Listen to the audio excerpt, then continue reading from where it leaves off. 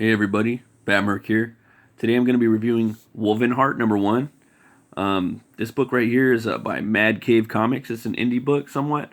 It's like a gothic horror book. It's my kind of cup of tea.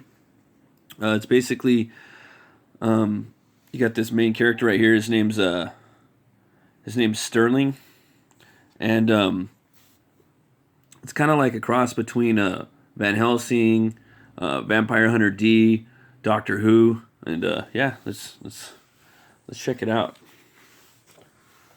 Yeah, it starts out in New York, and there's this guy, a scientist. This doctor. He's experimenting on this guy right here. And little do you know that the guy actually is a werewolf, kind of like the Wolfman with Benicio del Toro. So already it's off to a good start, you know. I love these monster books, you know, classic monster hunters, stuff like that. And boom, there's our main hero right there. He's just coming through the ceiling and drop kicking the werewolf right in the face. So that right there, you kind of got me into the book already. You know, the character, he looks kind of original, you know, for the most part. He's got a cool top hat and like these cool armor gauntlets. It also the book also reminds me of Castlevania too, so I like that too. Yeah, that's pretty awesome. Thump. Yeah, it's got a little feels like it's got like a little anime influence too, or manga. Yeah,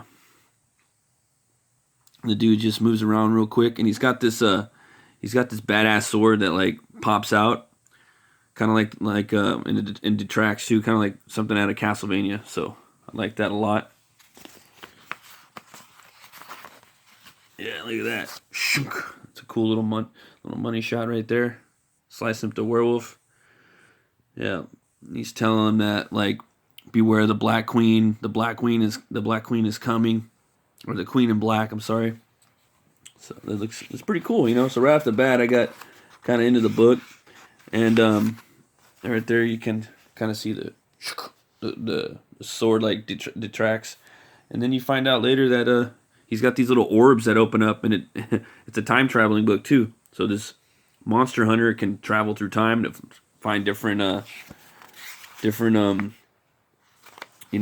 monsters.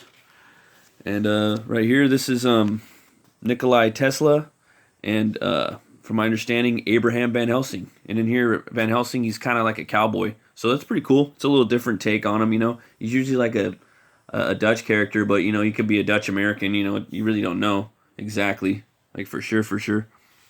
And this is the headquarters that they all work at. This is what the title of the book is. It's a Wolvenheart headquarters, and there's a society that goes around and they fight monsters, you know, through time. They time travel and fight monsters. And in a Victorian era, I don't really know like what time period they're in currently right here, from my understanding.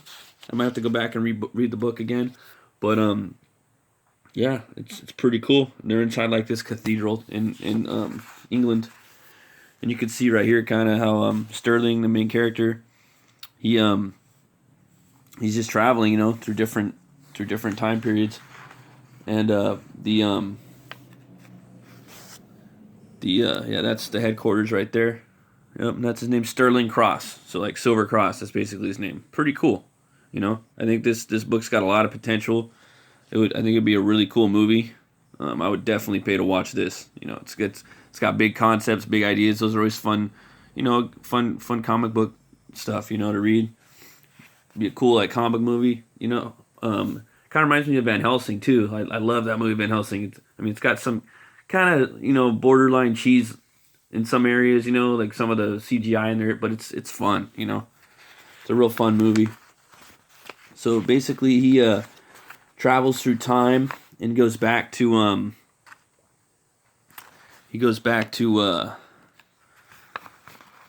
time period from where he was at. He used to be in I think he was like a gypsy Eastern European guy. So that's really cool too. I like that a lot.